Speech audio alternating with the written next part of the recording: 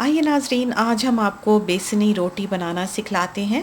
दरअसल तो ना ये कभी हमने देखी और ना ही इसका नाम सुना। तो जब हमसे व्यूअर्स ने इसको सीखने की फ़रमाइश की तो हमने इसके बारे में अपनी अम्मी से पूछा है। तो उन्होंने हमें जैसे-जैसे बताया है कि ये बनाई जाती है, हमने वैसे आपके लिए इसे तैयार कर दिया है।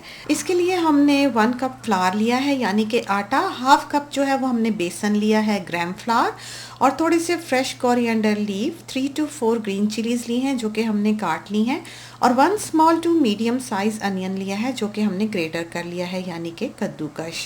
और इसके बाद हमने हाफ़ टी स्पून ज़ीरा लिया है और half tea spoon of pomegranate seed लिए हैं। पोमीग्रेनेट सीड्स जो हैं इनको हमने थोड़ा सा क्रश कर लिया है।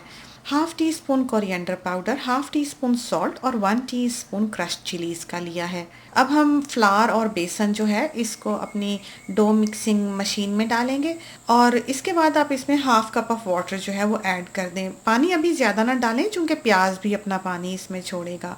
और ये जो अनियन हमने कद्दूकश किया था उसको ऐड कर दें, और फ्रेश कोरिएंडर लीव्स और ग्रीन चिलीज़ भी, और साथ ही जो कोरिएंडर था, क्यूमिन सीड्स थे, पोमीग्रेनेट सीड्स थे, और क्रश्ड चिलीज़ जो थी, और सॉल्ट वगैरह जो था उसको आप ऐड कर देंगे और थोड़ी देर के लिए इसको अच्छी तरह से मिक्स होने देंगे। वो ये है क्योंकि इसमें बेसन है तो ये आटे की तरह से पिन पर रोल नहीं करेगा, और जब आप देखेंगे ये गूंथ गया है तो आप इसको एक बोल में निकाल लें और इसको करीबन 10-15 मिनट्स के लिए रखा रहने दें। इसके बाद आप जो है वो अपना तवा स्टोव पर रख लें, और इधर आप पेड़ा कर लें, यानी कि इसका डो का जो एक छोटा सा बॉल है वो तैयार कर लें। और इसके लिए जैसे कि हमने आपको पहले रोटी बनाने की रेसिपी दी है उसमें भी सिखलाया है कि किस तरह पर ये मेक श्योर करें कि पेड़े में जो जोड़ आता है वो इसके किनारे पर ना आए बल्कि इसके सेंटर में आए।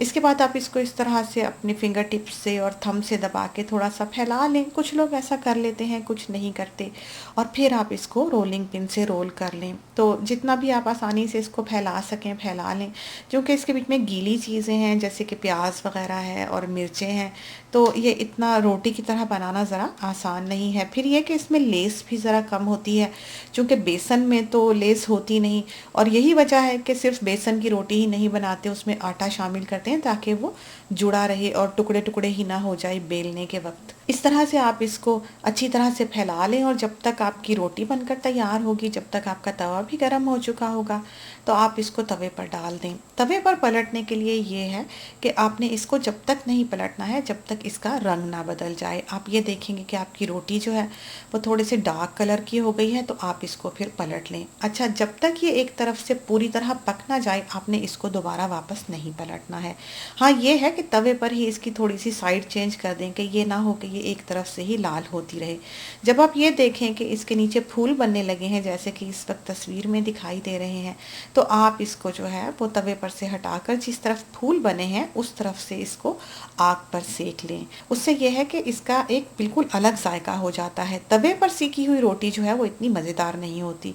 और इस तरह से अब आप इसको पलट कर भी सेक लेंगे।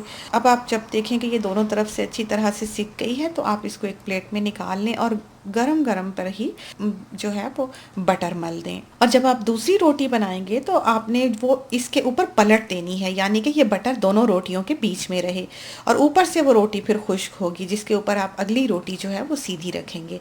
ये बेसनी रोटी जो है ये हमने ज़िंदगी में पहली बार बनाई है, तो खुदा करे कि अच्छी बनी हो। तो ट्राई कीजिए। उम्मीद है कि आपको ये रेसिपी पसंद आएगी। अल्लाह हाफिज़।